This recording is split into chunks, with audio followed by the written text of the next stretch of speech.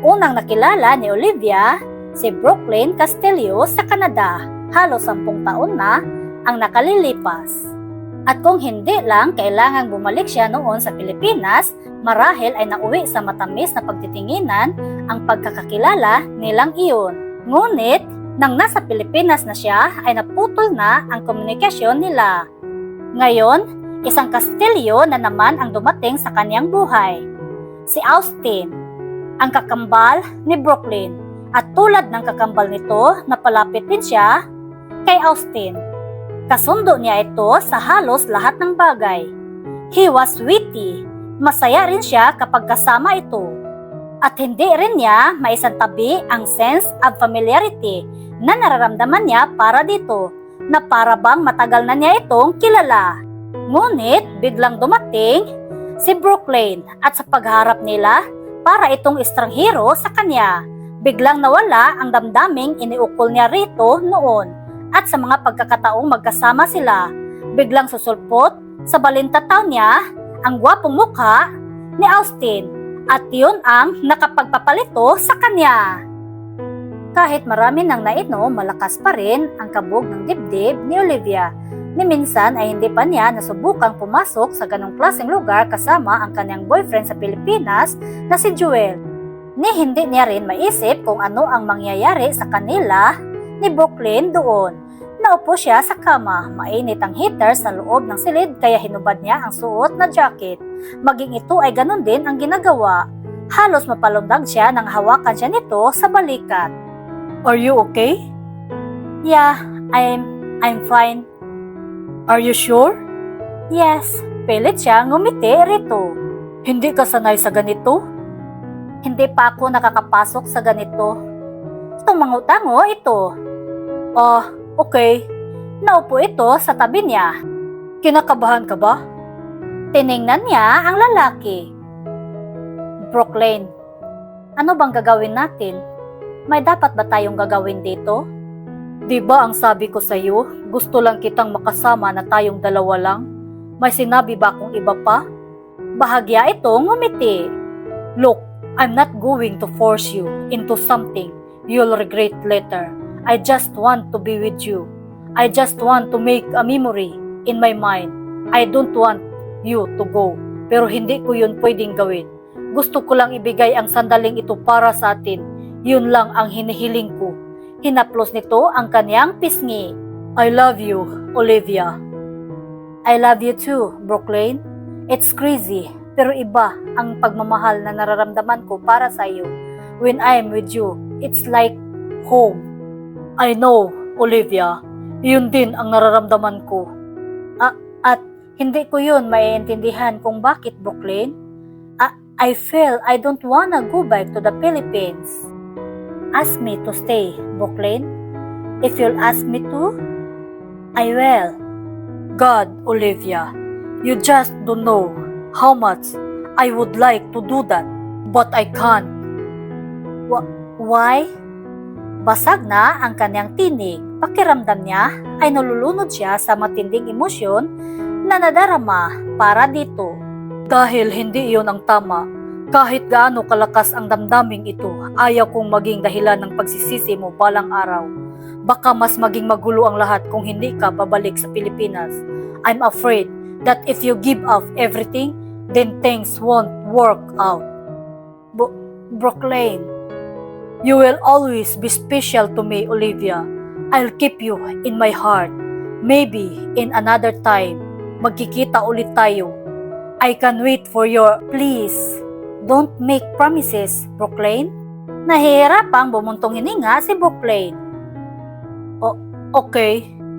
I don't want you to let me go. Nandito ka lang lagi sa puso ko, Olivia. Iyon lang sana ang tatandaan mo. Tuluyan nang tumulo ang pinipigil niyang luha. Ma'am!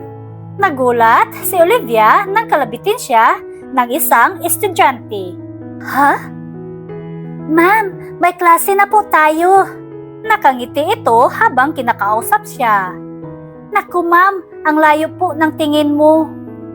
Naghagikikan ang dalawang estudyante niyang babae na hindi niya namalayang nasa tabi niya.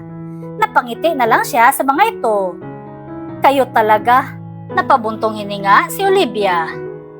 9 na taon na nga ba mula nang mangyari iyon? Humugot siya ng malalim na hininga at pinagtuunan ang liham ni Brooklyn. Tama si Brooklyn, maraming nagbago mula nang bumalik siya sa Pilipinas, lalo na sa damdamin niya kay Joel. Kaya nang bumalik siya sa Pilipinas ay pilit niyang iniwasan si Brooklyn. Hindi na niya sinasagot ang mga tawag nito at 2 beses din lang siyang sumulat dito hanggang sa ito na rin ang tumigil. Itinuon niya ang oras niya kay Joel at sa trabaho niya noon sa isang advertising firm, sa pag-aaral, sa graduate school at sa pagtuturo sa gabi. Patuloy siyang umangat sa kaniyang career. Natapos niya ang master's degree at agad siyang kumuha ng postgraduate degree. But no amount of success could fill the emptiness in her heart. At kung kailan napakalaki na ng pagsasakripisyo niya ay saka naman niya nahuli si Joel na may ibang girlfriend. Binalikan nito ang dati nitong kasintahan. Noon siya nakadama ng pagsisisi kung bakit umuwi pa siya sa Pilipinas at nabuntis pa nito ang girlfriend nito. Iyon ang naging lamat sa relasyon nila ni Joel. Nawalan siya ng interes sa pagtatrabaho. Nag-resign siya at tanging ang pagtuturo ang hindi niya maiwan dahil nasa kalagitnaan ng semester noon. Mahigit 1 taon na ang nakakaraan mula nang mangyari ang lahat ng iyon. Ang pagtuturo ang isa sa naging savior niya sa madilim na panahon sa kaniyang buhay. Natuto siyang makipag-chat sa internet tuwing wala siyang klase at minsan tinangka niyang hanapin ang email address ni Brooklyn sa tulong na rin ng Finder sa website. Hindi niya inasahang makikita niya iyon. Bagaman hindi naman siya sigurado kung ang Brooklyn Castillo na iyon ay ang Brooklyn na kilala niya. But she took a chance, sumagot naman ito sa kanya. Ang ipinagtataka lang niya ay napakakaswal at maikli ang mensaheng ipinadala nito. Ipinagkibit balikat na lang niya iyon. Sa loob ng mahigit 4 na buwang pagkikipagpalitan niya ng message dito, mahigit 8 email lang ang isinagot nito sa kanya. Not that she minded. Pakiramdam kasi niya kay Brooklyn ngayon ay isang cyber friend na lang na pwede niyang kwentuhan ng mga nangyayari sa kanya. Malaki ang naitulong nito sa kanyang recovery. Naroon pa rin naman ang kilig kapag nakikita niyang may email ito sa kanya. Mahaba naman ang kanyang mga sulat sa araw-araw niyang pagpapadala rito kaya nailabas niya ang lahat ng kanyang sama ng loob. Binura na rin niya sa isip na marugtungan pa ang kahapon nila. Maybe they were better off as a friends. Kaya siguro ganun na lang ang antisipasyon niya sa balitang uuwi ang kapatid nito. Hindi man alam ni Brooklyn ang pabor na naibigay nito sa kanya, nais niya itong suklian sa pamamagitan ng pag-estima sa kapatid nito.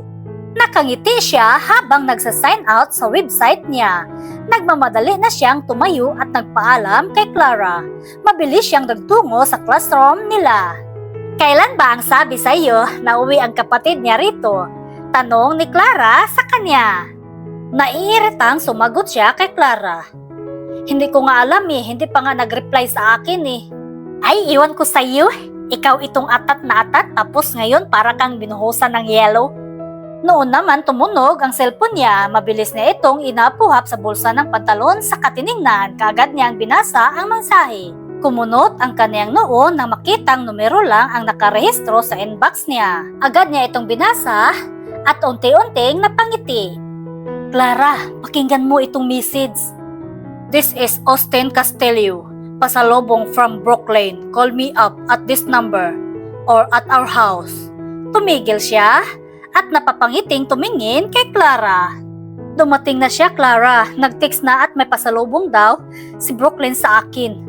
Halos mapalandag siya sa tuwa. Tuwang-tuwa ako, Clara. Naalala niya ako. May pasalubong daw siya sa akin. Tumigil ka nga riyan. Daig mo pa ang nagdadalaga sa asta mo. Pasinghal na sabi sa kanya ni Clara.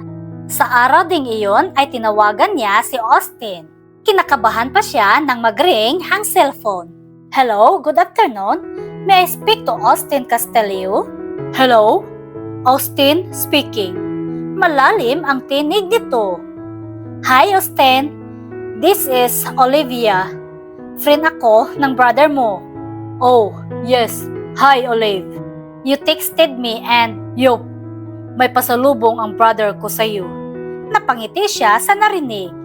Hindi ito busis matanda. Tama ang hula niya, nila, ni Clara, na bata pa ang kapatid ni Brooklyn. When can we meet? Pagkuhan ay tanong ni Austin. Well, na-mention ko sa brother mo na may program kami sa school tomorrow night. If you want, you can come and we could meet. And if you are interested, pwede kang manood sa pageant tomorrow. That sounds nice. Yes, would you like to come?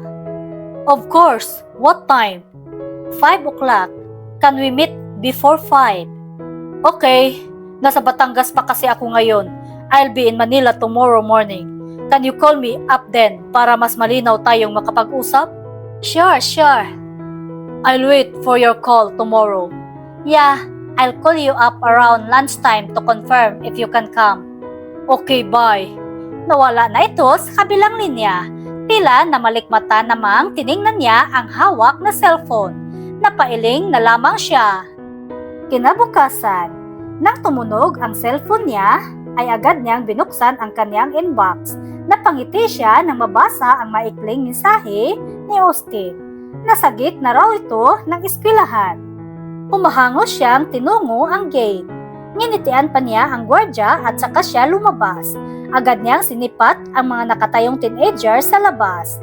Kahalubilo ng ilan sa mga ito ang mga tauhan ng inupahang mobile sound system ng eskwelahan. Ngunit wala siyang nakitang teenager na bago sa kanyang paningin. Kumunot ang kanyang noo at sinuring muli ang mga naroon. Nakatingin na sa kanya ang ilan sa mga ito. Akmang lalapitan sana niya ang isa sa kabataang hindi pamilyar ang mukha sa kanya nang magtama ang mga mata nila ng isang lalaking kaagad nang umiti at kumaway sa kanya. Gayon na lang ang pagkagulat niya sa nakita. Hindi teenager ang lalaki. Tansya niya ay kaedad niya ito o matanda lang sa kanya ng ilang taon. Nakasuot ito ng itim na t-shirt at may bitbit na napsak. Nakailang bisis pa siyang kumurap. Si Brooklyn ang lalaking nakaupo sa bench. Ito ang naroon at hindi ang kapatid nito. Maikli man ang buhok nito, ngunit hindi siya maaring magkakamali. Para siyang itinulo sa kinatatayuan, lalo na nang tumayo ito at humakbang palapit sa kanya. Olivia? Tanong nito nang makalapit sa kanya. You are Olivia, right? Brooklyn? Brooklyn Castillo? Well, actually, I'm not Brooklyn. I'm Austin. Austin? Namilog ang kanyang mga mata. Hindi niya inasahan ang narinig. But I thought... You thought what? Nakangiting tanong ni Austin. Olivia, is something wrong? Untag nito sa kanya.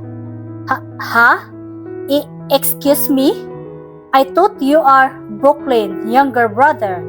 Hindi naman kasi niya sinabi kung ilang taon ka na. Actually, twin brother ko si Brooklyn. Identical twins kami.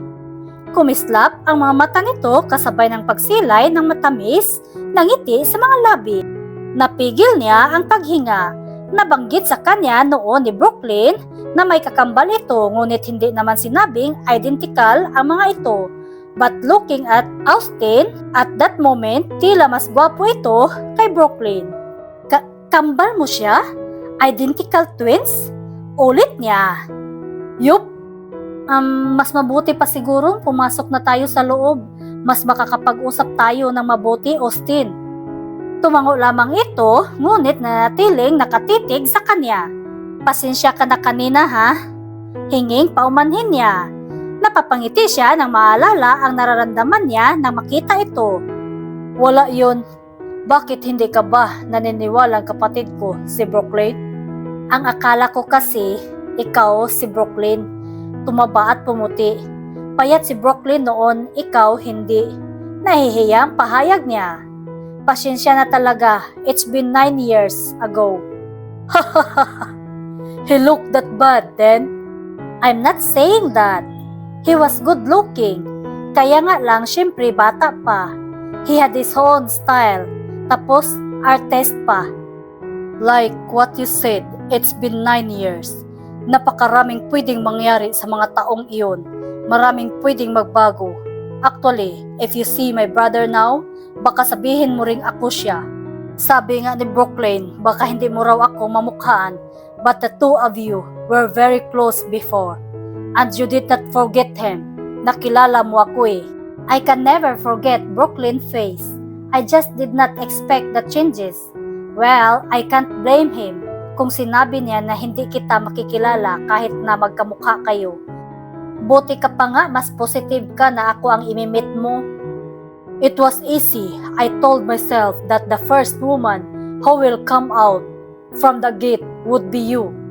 Ngumiti ito na tila kumiliti sa puso niya. I did ask for a description from my brother. What did he tell you? Short hair, mestiza, beautiful. Natawa siya sa sinabi nito. Naalala niya ang ibinigay na description sa sarili bago sila noon nagkita ni Brooklyn. Iyon ang sinabi niya? Yes. Kumusta naman ang biyahe mo? Okay lang, nakakainip. Kaswal nitong sagot. How about you? Kumusta ka na after all these years? I'm okay. Kumusta na ang boyfriend mo? Siya ang dahilan kung bakit umuwi ka nun, di ba? Napatigil siya sa paglalakad, gulat na tumingin dito. How did you know? Nagkibit balikat ito. Naaalala ko lang na ikwento ka sa akin ni Brooklyn noon. We are twins, remember? We are very close. Ikwininto ako ni Brooklyn sa iyo? Close nga kami, di ba? Napatango na lang si Olivia. Nang mga sumunod na araw ay lagi silang nagkikita ni Austin at kumakain sa labas. At ngayon nga ay nasa labas na naman sila kumakain at nag-iinom. Do you want another beer? Tanong ni Austin sa kanya. Tumango lang siya. Tinawag nito ang waiter at umorder ng beer para sa kanilang dalawa. Muntik ko na palang makalimutan yung ibabalita ko sa iyo. I've decided to extend my vacation. Mga 2 months siguro. May mga business proposals kasi ang mga classmates ko rito dati. I want to consider them. Really? Well, that's good. Noon ko pa kasi talaga balak magtayo ng business dito. I'll stay here for at least a year siguro. Pero malaking sakripisyo yun sa part mo, di ba? Yeah. Kaya nga utmost consideration and careful planning ang ginagawa ko ngayon. Gusto mong magstay rito sa Pilipinas? Matagal na rin akong nawala rito at kung magpo-prosper naman ang bubuksan kong business, I might stay longer. Anong negosyo ang bubuksan mo? Isa sa computer and another in advertising. I am really thinking about it. Saka yung sister ko gusto ring magbalik bayan. She is considering building several apartments unit. Nanlalaki ang mga mata niya sa narinig. You really are serious with your plans to stay here? Yeah, I am. Tinitigan siya nito. But that's not the news I want to tell you. Uuwi rin dito si Brooklyn few weeks from now. What? Oo. May reunion kasi ang buong pamilya namin next month. Talaga? Nagkibit balikat lang ito. Tila may lungkot na lumambong sa mga mata nito. Noon dumating ang kanilang bear. You'll be seeing each other very soon. Maya-maya ay sabi nito. You can reminisce about the past, the walks in the park, the bar hopping, iyong mga sining pinanood ninyo. Those days when you aimlessly walk together with no definite plans, just enjoying ourselves in each other's company. Napamulagat siya sa mga sinabi nito. What? Mataman niya itong tiningnan. Wala. It's the bear. Masarap talaga itong San Miguel Pilsen. Enjoying ourselves in each other's company. Napaisip siya. Maya-maya ay tinawag niya ito. Brooklyn? Bigla ay sabi niya rito. Iyon ang realisasyong pumasok sa isip niya. Yes. Ngumisi ito tila lasing. You are Brooklyn? Puno ng kumbiksyong sabi niya.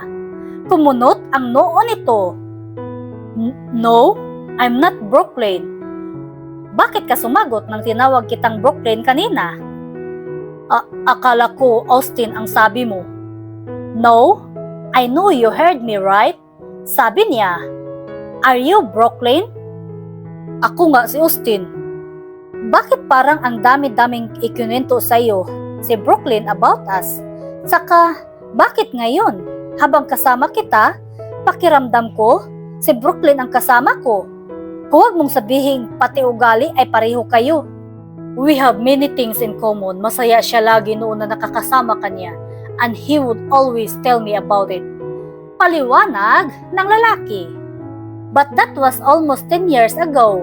You could not possibly remember everything that he told you. Nagkataon lang na hindi ko nakalimutan ang ikinukwento niyang iyon, anito sa seryosong tinig. But you seem to have forgotten a lot of things. Nakalimutan mo na siya agad sa ilang taong lumipas. Tila nang aakusa ang tinig nito. Hindi naman sa ganun, malungkot niyang sabi. It was futile then dahil alam ko namang hanggang doon lang ang pagkikilala namin ni Brooklyn. He had dreams to achieve in Canada and I had to come back here. Pero hindi ibig sabihin nun na nakalimutan ko na ang mga nangyari. It's one of the best things that happened to me. And honestly speaking, it was the only time I felt something so intense for someone.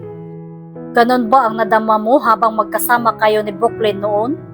Seryoso? Nitong tanong. Tumango siya. Iniiwas niya ang kaniyang mga mata at tumingin sa malayo. At hindi ko rin maiwasang manghinayang, what if hindi ako umuwi? Umiling siya. Maybe things could have turned out differently. Muli siyang napabuntong hininga. Pero tapos na iyon, kailangan ko lang tanggapin. Do you mind if I ask you a personal questions? Go on, I won't mind at all. Medyo nahihilo na siya nang tingnan ito. What do you feel for Brooklyn right now? Napangiti siya. I'll forever treasure the times I spent with him. Walang gatol niyang sagot. Hindi naman ako umaasang maibabalik pa namin ang nakaraan. Gusto ko lang na maging magkaibigan kami ulit. Nagbaba siya ng tingin. He had made things easier for me the last few months. Really? How? Wala lang. Naikukwento ko lang sa kanya lahat ng mga nangyari sa akin mula nang bumalik ako rito. Naisulat ko sa kanya ang mga nangyari sa amin ni Joel. He always has a sentence to cheer me up and make me feel better. Napangiti na siya. Kaya nga, nang sabihin niyang uuwi ka, excited ako when he asked kung pwede kitang sama-samahan. Gusto kong kahit paano ay masuklian ko ang mga kabutihan ni Brooklyn sa akin. Akala ko pa nga teenager ka eh. Kaya inibita kita roon sa pageant sa school namin. Naisip kong mag-i-enjoy ang isang teenager sa panunood niyan. But I enjoyed the program. I know, hindi malis ang mga mata mo sa palabas eh. Tinititigan siya nito at hindi na muling nagsalita. You are staring at me. I know. It's not nice to stare, you know. Ngumiti ito ng pilyo. I know that too. I can't stop staring at you. At bakit naman? Because you are nice and beautiful to stare at. Nag-init ang kanyang muka sa tinura nito. Well, thank you. You are welcome. Gaano kakatagal dito? 2 months, maybe. Buti pinayagan ka ng company niyo. Oo, pero may ipinapadala rin silang trabaho dito. Bago ako umalis, may mga na-discuss na akong storyline sa department namin. They are gonna send it to me anytime. Then magdidesisyon ako kung okay na yung i-present sa boss namin. Wow, I think you are the boss. I am the art director. Art director ka rin? Namilog ang kanyang mga mata. As in, magkatulad kayo ng trabaho ni Brooklyn? Natigilan naman ito at tila nag-isip. Pareho rin kasi ang course namin noong college kami. But kumunot ang kanyang noo. Ang suspitsa na isinantabi niya kanina ay bumalik na naman sa isip niya. That's too much. of a coincidence. Art director siya sa isang TV station. I work in advertising. Magkaiba pa rin kami ng trabaho. May pagdududang tumingin siya rito. Don't think that I'm Brooklyn. Common trait lang kasi ng pamilya namin ang pagiging artistic. Okay, if that's what you say.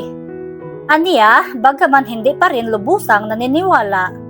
Olive, wala naman akong dahilan para maglihim sa iyo. Kung ako si Brooklyn, dapat sinabi ko na yun sa iyo agad noong dumating ako. Wala siyang maisip na isagot dito. Ngunit, hindi pa rin niya maiwaksi ang kutob sa kanyang dibdib. Hindi naman niya ito pwedeng kulitin dahil kakambal naman talaga nito si Brooklyn. You know, the way you are staring at me. Ngumiti ito at may kinuha sa bulsa ng suot na pantalon.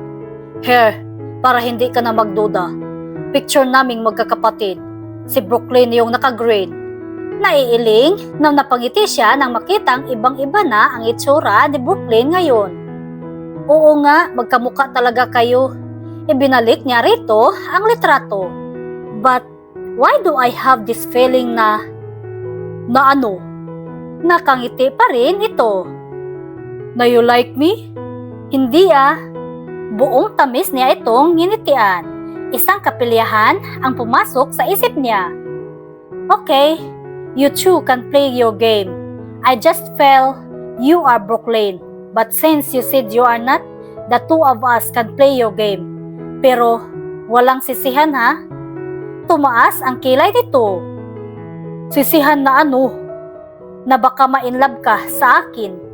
Tumawa ito ng malakas. Hindi ka rin pala mayabang. I'm lovable, kaya you should be careful. You might get burned. Hindi kaya it will be the other way around? It won't happen. Puno ng kumpiyansa niyang sagot. Okay, so this means we'll be seeing each other a lot. Sino kaya sa atin ang unang susuko? Are you challenging me? We can make a bit. Tiningnan niya ang gwapong mukha nito. May kumurot sa kanyang puso habang pinagmamasdan niya ito. Maliban sa mukha, may mga gawi ito na nagpapaalala sa kanya sa kapatid nito. O ano, deal? Pero dapat hindi iiyak ang talo ha? No problem. Nag-toast sila pagkatapos. May kilig siyang nadama. Ipinilig niya ang kanyang ulo. She could not be attracted to Austin. Malabong mangyari iyon. Siguradong sigurado siya sa kanyang nararamdaman. Bernice, ng gabi. Naglakad-lakad sila sa Manila Bay. I like it here. Mahinang sabi nito habang nakatuon ang mga mata sa dagat. Me too. Pagkatapos niyon ay pareho silang natahimik. Maya-maya ay nagsalita ito. It always feels good when we do this. Kunot noong napatingin siya rito. Ano? Nagulat siya nang akbayan siya nito at kabigin palapit dito.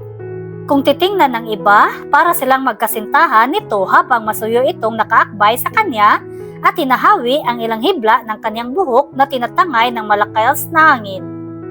Noon niya na-realize ang iniuutos ng kanyang puso kanina pa. Nais niyang humilig dito, nais niyang maramdaman nito na na-appreciate niya ang ginagawa nito. Hindi na niya pinigilan ang sarili, inihilig niya ang ulo sa balikat nito. Inayos naman nito ang pagkakaakbay sa kanya, kaya lalo siyang napasiksik sa katawan nito. Nagulat siya nang mag-angat ng tingin at masalubong ang mga mata nito. Austin? Shh! Inilagay nito ang daliri sa kanyang mga labi. Let's just enjoy the moment. You don't understand. I do. More than you think. More than you know. Tuluyan na siya nitong niyakap. Napapikit siya. Hindi niya maintindihan ang nararamdaman habang nakayakap ito sa kanya. Hindi niya malaman kung bakit parang naramdaman na niya ang yakap na iyon. Naramdaman niya ang pagdampi ng mga labi nito sa kanyang ulo. Mariin siyang pumikit. Pilit niyang inaalala ang isang nakalipas na tila may makapal na ulap sa kanyang alaala. Bawat himaymay ng kanyang katawan ay tila naging alerto. Alam niya, ang bawat ginagawa nito ng mga sandaling iyon ay tila nangyari na, ngunit pilit naman yung iniignora ng kanyang isip. Yumakap siya ng mahigpit dito. Hindi niya alam kung bakit, ngunit biglang tumulo ang luha niya.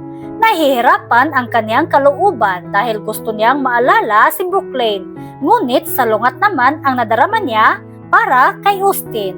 Makalipas ang ilang araw. Hindi mapakali si Olivia habang naglilinis sa apartment. Maghapong hindi tumawag si Austin at wala rin siyang natatanggap na message mula rito. Ayaw naman niyang siya ang maunang tumawag o mag-text dito.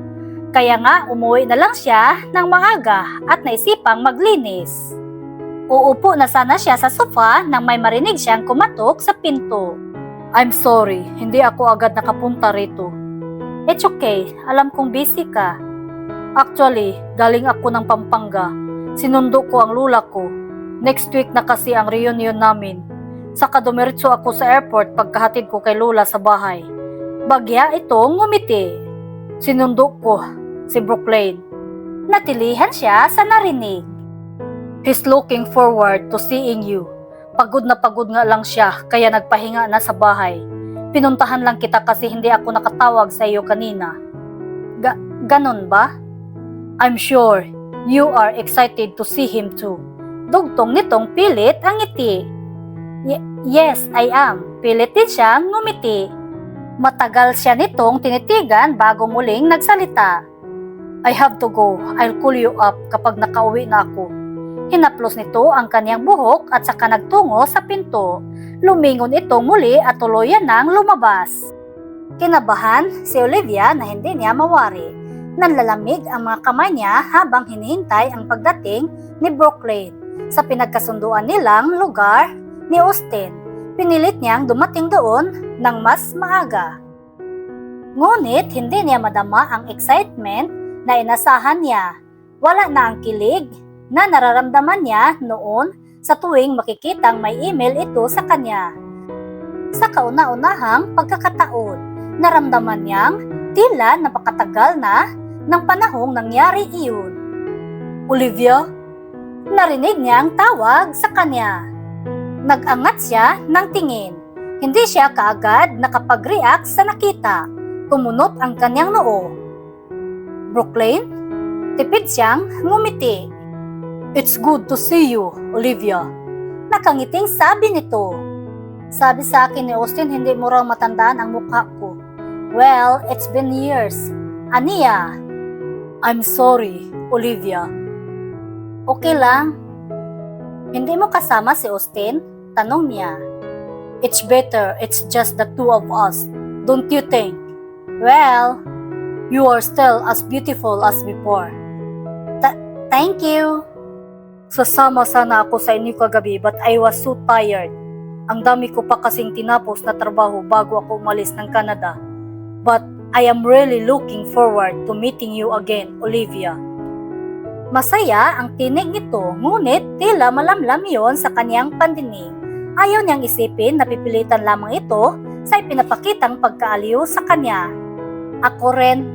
Tipid siya ngumiti, pinipilit niyang kapain ang damdamin para dito, ngunit bigo siya. Would you like to go somewhere? Ikaw ang bahala. Mas okay siguro if we go someplace. It's quiet, boring here. Anito. Bahagya siyang nanlumo dahil paborito nila ni Austin ang lugar na kinaroroonan nila ng mga sandaling iyon. Tahimik doon at very cozy. Okay lang, saan mo gusto? You lead the way, and I really appreciate what you did to Austin. Salamat sa pag-entertain mo sa kanya. Nasaan siya ngayon? Lumabas, may kausap kanina sa phone. Sagot nito, mukhang naging abala siya talaga rito. He told me he enjoyed his vacation very much. Ngayon lang yata nangyari iyon. Ganon ba? Lalo siyang nawalan ng gana. Parang gusto na lang niyang umuwi at magmukmok. Good for him. Pilit ang kanyang ngiti. I'm glad he enjoyed the times we spent together. I'm sure he did. Well, Shall we go? Tumango siya. Nag-dinner sila sa isang hotel sa kananood ng performance ng isang banda. Hindi siya makapaniwala na habang magkasama sila, walang kakaibang damdamin siyang nararamdaman para dito. Bakit sambakol yung mukha mo, iha? Tanong ni Clara kay Olivia. Wala lang. Sagot niya kay Clara. Isinama niya ito sa mall para maghanap ng cocktail dress para maisuot niya sa reunion ng pamilya ni na Austin at Brooklyn dahil inimbitahan siya nito. Hindi naman siya makatanggi dahil nakakaya. Ilang beses na rin silang lumabas mula nang muli silang magkita. Susmi, naroon naman si Austin, ano ka ba? Lalo siyang nalungkot. Clara, I miss him terribly. Hindi na niya napigilan ang sarili. Mula nang dumating si Brooklyn, Clara, hindi na nagpakita sa akin si Austin. Tapos nalaman ko kay Brooklyn na lagi ring wala si Austin sa kanila. Para tuloy gusto ko nang maniwala na kaya siya sumama sa akin because I was convenient during that time. Napag-usapan na natin ito noon, di ba? Pero sinabi mo rin na handa ka kung ano man ang mangyayari. Kung minamahal mo man siya, it's a consequence that you have to live with. I know, Clara. I just can't help feeling this way. Namimiss ko siya ng husto. Mukha nga eh. Mas mukha ka pang nalulungkot ngayon kaysa noong maghiwalay kayo ni Joely. At hindi mo pa boyfriend si Austin sa lagay na yan. Siniko siya nito. Parang ngang ayaw ko nang pumunta eh. Saka alam mo, I really feel that Brooklyn had changed a lot. Alam mo yun, he goes for very expensive places. Iba ang type niyang music. Iba ang gusto niyang puntahang mga lugar. Ni ayaw ngang maglakad. Parang hindi na siya yung Brooklyn na nakilala ko noon eh. People change, Olivia. Dumating ang pagkakataong nag-iiba ng preference ang mga tao. Sabi mo nga, physically ang laki ng ipinagbago niya eh. Ay, iwan ko ba, Clara? Basta parang hindi talaga siya ang Brooklyn na nakilala ko. Mas kaugali pa noon si Austin eh. That's unfair. Mas matimbang na kasi si Austin sa iyo ngayon eh. Kaya there's no point of comparison. Kung sa bagay, kibit balikat niyang sabi, itry mo kayang tawagan si Austin.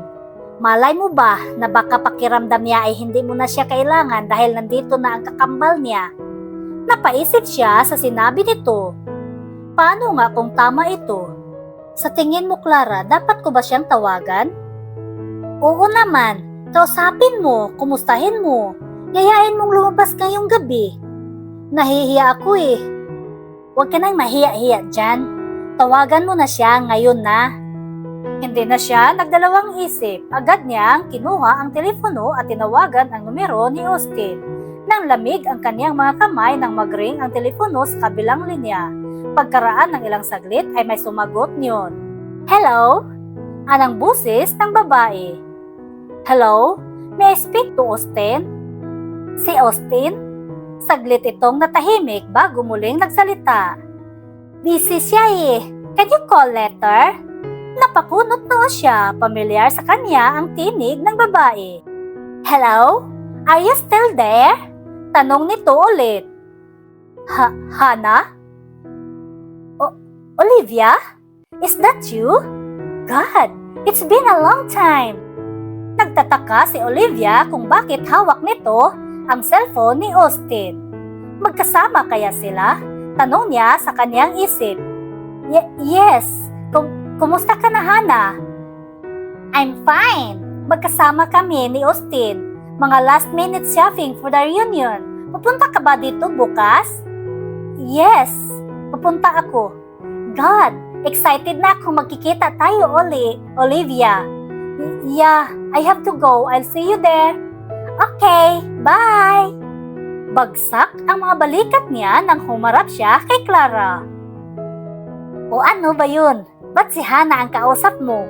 Tanong nito. Kilala din nito si Hana dahil sa mga kwento niya. Magkasama sila ni Austin sa mall. Clara, baka kasama rin nila si Brooklyn. Sila lang magkasama. Nanlulumong sabi niya kay Clara.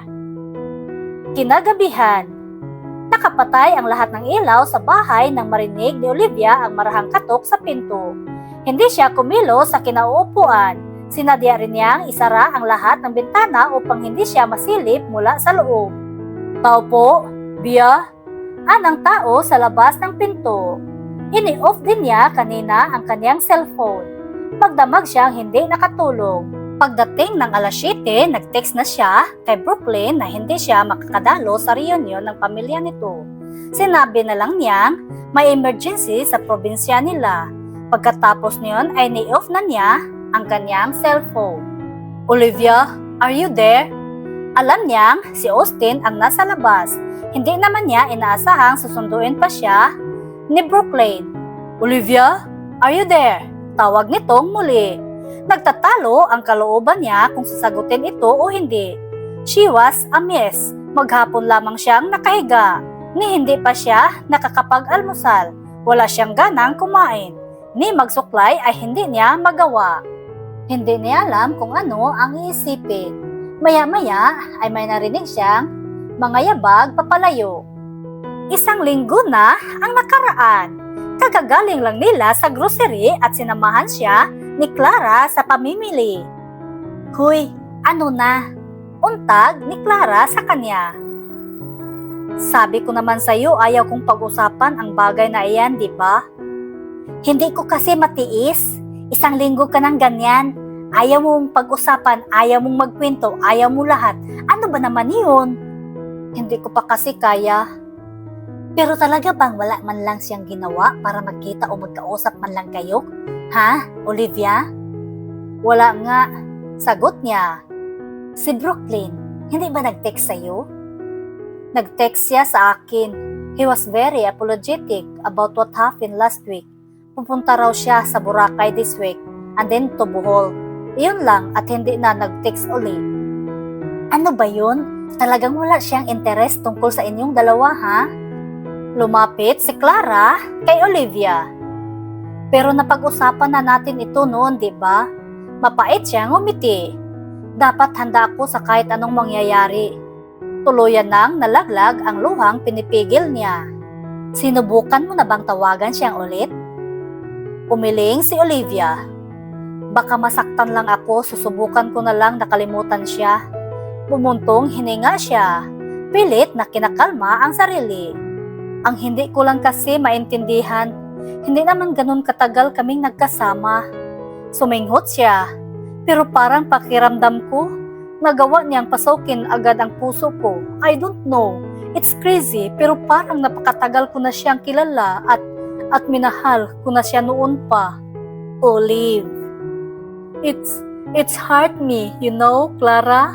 Nagbaba siya ng tingin at pinahid ang mga luha. Especially now because in my heart, I know it's not supposed to be like this. Pero ang sakit-sakit, Clara. Iyong binaliwala niya ako.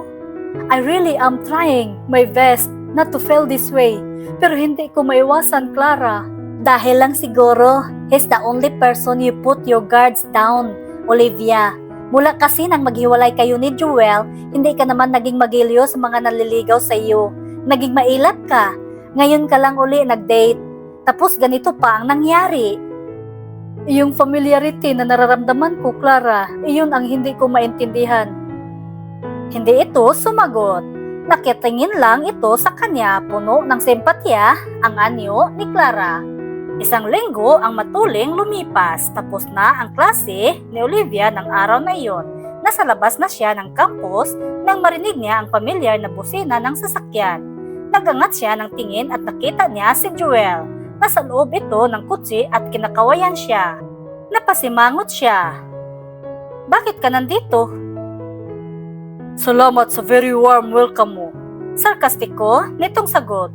Anyway, halika, sakay na. Bakit? I don't think this is a good time, Joel. Thanks for the waiting, but I want to be alone. Kahit merienda lang?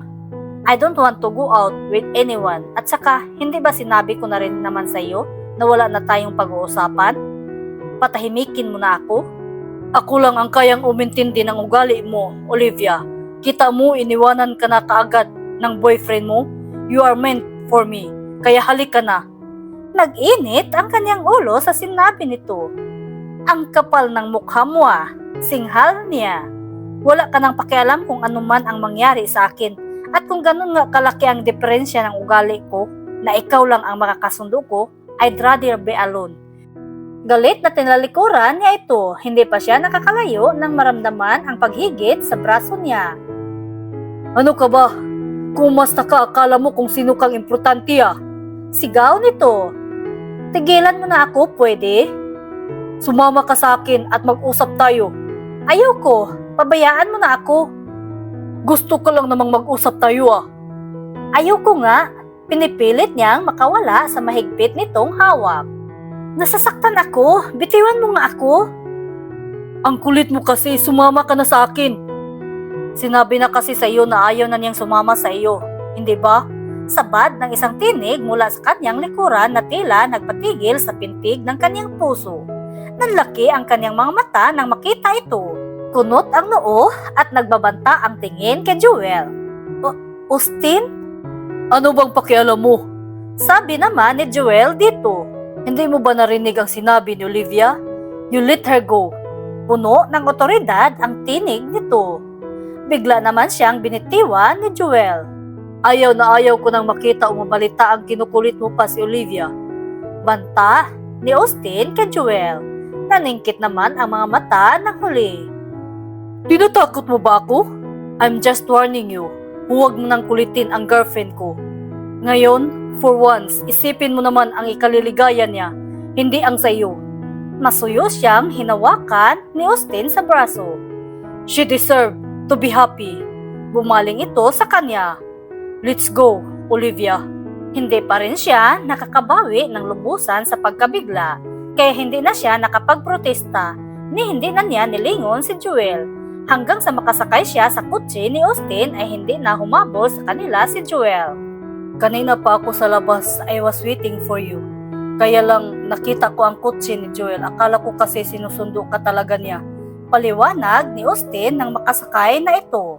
Nang hindi siya sumagot ay pinaandar na nito ang sasakyan. Matagal silang hindi nagkibuan ni hindi siya makatingin dito. Natatakot siyang kapag tinignan niya ito ay hindi na niya maitatago ang damdamin niya para dito. Nakarating na sila sa kanyang apartment nang halos hindi niya namamalayan. Hindi pa rin ito nagsasalita. Inihinto lang nito ang sasakyan. Thank you kanina. You always seem to be at the right place at the right time kapag nariyan si Jewel. Pagkuhan ay sabi niya dito. Bumuntong hininga ito. We need to talk now. About what? Tungkol sa ating dalawa. Diretso nitong sagot. Napakunot noo siya. What about us? Mayroon ba noon? Mayroon. Pero ang natatandaan ko simula nang dumating ang kapatid mo ay nakalimutan mo na ako. Well, things are quite complicated, Olivia. I don't understand how things could be complicated. I thought we had something special, but you walk away. Olivia. Galit na umiwas siya rito. Please, Olivia, listen to me. Bakit bigla ka na lang kasing nawala? Hindi mo alam kung gaano ako nasaktan kahit alam kong wala naman akong karapatan? I should not have expected anything from you. Alam kong matatapos ang lahat kapag umalis ka na. At kung hindi pa kita tinawagan, hindi ko pa malaman na si Hana naman ang lagi mong kasama. Kung anumang laro ang ginagawa ninyong magkakapatid, I don't want to get involved. Niyakap siya nito. Parang nawala ang lahat ng lakas niya kaya yumakap na rin siya rito. Kahit ano pa ang sabihin niya sa sarili, hindi niya mapigil ang udyok ng kanyang puso. Kahit sa huling pagkakataon ay nais niyang madama ang init ng yakap nito. Babaunin niya ang alaalang iyon kapag umalis na ito. Iniangat nito ang kanyang mukha na malaya na lang niyang sakop na ng mga labi nito ang kanyang mga labi. Hindi agad siya nakakilos. Ipinikit niya ng mariin ang kanyang mga mata at humigpit ang yakap dito. Unti-unting lumalim ang halik nito. Hindi niya maintindihan kung bakit ganun na lamang ang nadarama niyang antisipasyon sa nangyayaring iyon. Ngunit isang alaala ang sumingit sa kanyang balintataw. Tila naranasan na niya ang halik na iyon. Maraming taon na ang nakalipas, parang nadama na niya ang mga labi nito noon pa. Napadilat siya bigla at mabilis na kumawala rito. Nanlalaki ang mga matang napaatras siya. Nanatili lang itong nakatayo habang matamang nakatitig sa kanya. So you see how it gets to be that complicated for us, Olivia. Brooklyn? Kunot noong tanong niya. Naninikip ang kanyang dibdib. No, I'm not Brooklyn. I am Austin. Matamlay nitong sagot. Nagkunwari lang ako noon na ako ang kakambal kong si Brooklyn. Lalo siyang naguluhan. What? You never meet the real Brooklyn, Olivia. I was the one who answered the phone when you called him up. Naintriga ako sa boses mo and I asked my brother if I can meet you with me as him. Pumayag naman siya. He was not interested then, so I was the one who met you at the bus station. Napailing siya, hindi pa rin makapaniwala. And I like you so much that I decided to stretch the role a little more. What I did not expect was falling in love with you. Bumuntong hininga ito. I would have moved heaven and earth then for you to stay. I asked you to, but if you did and you found out the truth, would it had still been the same? I did not want to carry that guilt if I had prevented you from going back. Humakbang ito palapit. Nang hindi ka na sumasagot sa mga sulat ko, I knew then that I had lost you to Joel. It was very hard trying to forget you. Saka ko nakilala ang naging girlfriend ko for 7 years.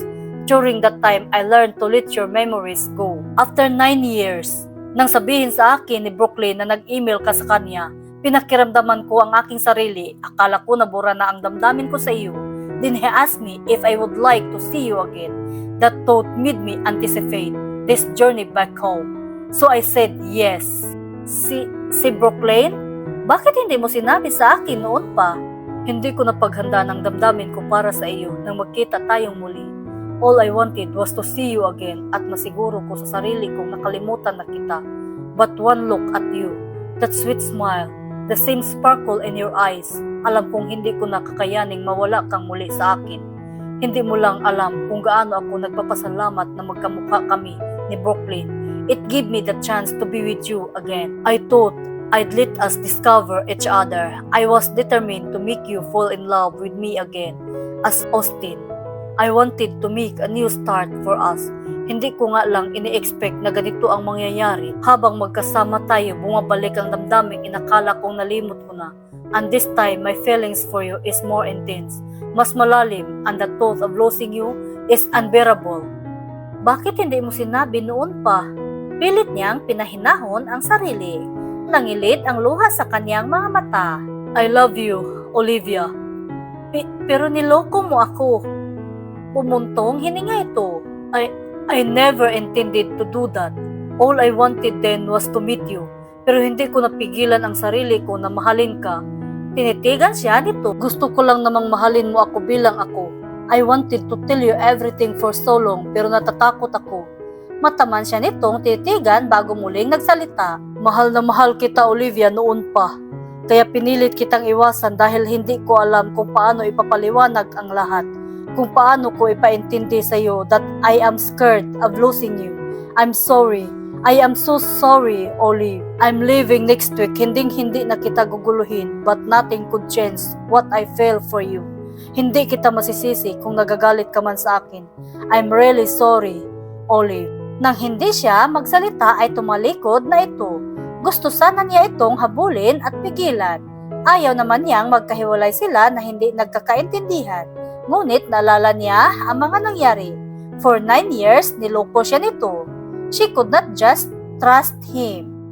Walang mangyayari kung tatanga-tanga ka lang dyan, ani ni Clara. Naroon ito sa bahay ni Olivia ng araw na iyon ng Sabado. Nag-file siya ng leave sa eskwelahan dahil hindi pa niya kayang pumasok. Hindi niya pinansin ang kaibigan. Hayaan mo muna ako, Clara. Lilipas din ito. Nilapitan siya ni Clara. Olive, ano ka ba? Hinagis nito ang unan sa kanya. Ginagaga mo ba ang sarili mo? Tama na, Clara. Pwede ba? Mahal mo yung tao at mahal ka rin niya. Is loving too much is a sin? Ang naging problema niya, minahal ka niya sa maling pagkatao. Pero, Diba, ang mas mahalaga ay mahal ninyo ang isa't isa?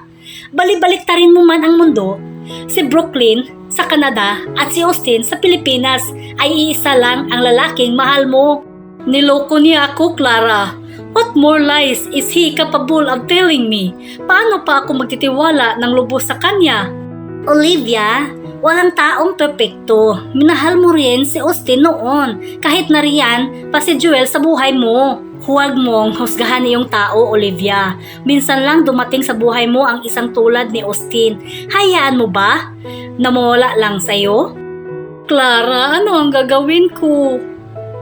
Give yourself a break. Masyado ka nang matagal na palutang-lutang sa kawalan. Hindi kaya panahon na para hayaan mo naman ang sarili mo maging masaya?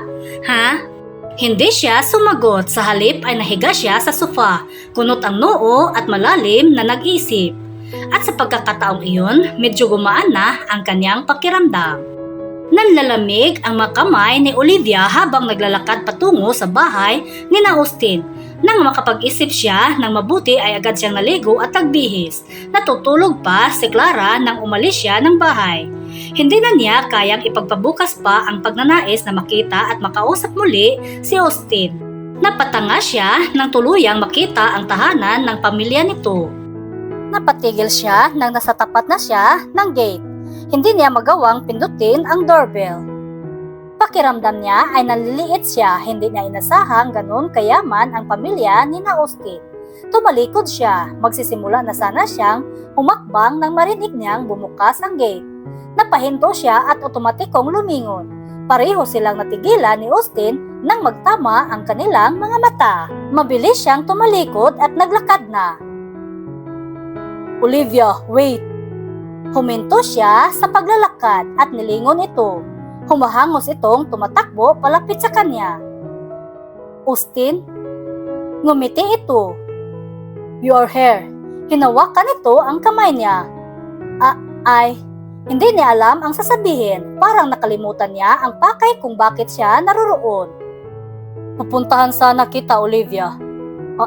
Austin. Come on, let's go inside. No, nanlalabo ang kanyang mga mata dahil sa pinipigil niyang luha. Why you did not tell me? Ang dami mong itinatago sa akin, Austin. It doesn't really matter in the end. Ang importante, we are here for each other. Halika na, doon na tayo sa loob ng bahay mag-usap. Halos pangkuhin siya nito lalo na nang makita nitong bantulot siyang sumunod dito. Come on, ako lang ang naririto, Olivia. Ha? Si Brooklyn? Wala, nasa Bohol kasama si Hannah. Ang parents mo? Nasa Batangas kasama ang mga auntie ko. Tayo lang dalawa rito. May antisipasyon sa tinig nito. Halika na. Bantulot man ay pumasok siya sa loob. Tuloy-tuloy silang umakyat sa itaas ng bahay. Pumasok sila sa marahil ay silid nito. Now, let's talk, Olivia. Austin, can we start all over again, Olivia? Kung ano man ang nangyari, kung sino man ako na nakilala mo, it's still me, the man you love. Sa halip na maiyak ay natawa siya sa narinig. Ang yabang mo ah. Pelyo, itong ngumiti. No, I'm not. I'm just a man fighting for my love. And I think she loves me too. Napangiti na siya. Yes, I do. I do love you, Austin. Does this mean I'm not perfect, Austin, but I know that you are the perfect person for me. I totally agree. At ikaw ay para din sa akin, Olivia. He looked at her tenderly. Pagkuwan, ay niyakap siya nito ng mahigpit. I love you, Olive. I love you too, Austin. Nagpakawala siya ng buntong hininga. Inihilig niya ang ulo sa dibdib nito. Do you think we can make it? Maya-maya ay tanong ni Austin. Yes, we will. I'm gonna make sure we will. Ipinikit niya ang mga mata at umusal ng pasasalamat na sa wakas ay naayos na ang lahat. Malakas ang kabog ng dibdib ni Olivia habang nakatayo siya sa tabi ng conveyor sa Toronto Airport. Pagkatapos ng halos 12 taon, muli siyang bumalik sa lugar kung saan niya natagpuan ang totoong pag-ibig na para sa kanya. Olivia, Nilingon niya ang may-ari ng pamilyar na tinig na yun. Maluwag ang ngiti ni Austin habang palapit ito sa kanya. You are late. I'm not. Nasa labas ako, bumili ako ng coffee. Mahigpit siya nitong niyakap. I miss you, my love. I miss you too, Austin. Gusto niyang matawa. 1 buwan pa lang mula nang maghiwalay sila. 2 taon mula nang puntahan niya ito sa bahay na mga ito. Hito siya bilang fiancé nito. Hindi na nito maipagpaliban ang pagbalik sa Canada dahil sa iniwan nitong trabaho roon.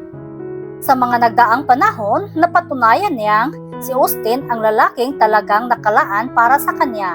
Ang kaligayahang naging mailap sa kanya ay natagpuan nila sa isa't isa. At ngayon ay tuluyan na iyong pagtitibayin ng pag-iisang dibdib nila. Nakasakay na sila sa sasakyan ni Austin nang sulapan niya ito. Bakas sa mukha nito ang kaligayahan. I love you, bulong niya kay Austin. I love you too, my love. Hinalikan siya nito sa noo, saka itinuon ang pansin sa pagmamaniho. That was enough for her. Their love was the only thing that mattered. Hanggang dito na lang ang kwentong ito. Hanggang sa muli, maraming salamat po sa pakikinig. Jesus love us. Bye-bye!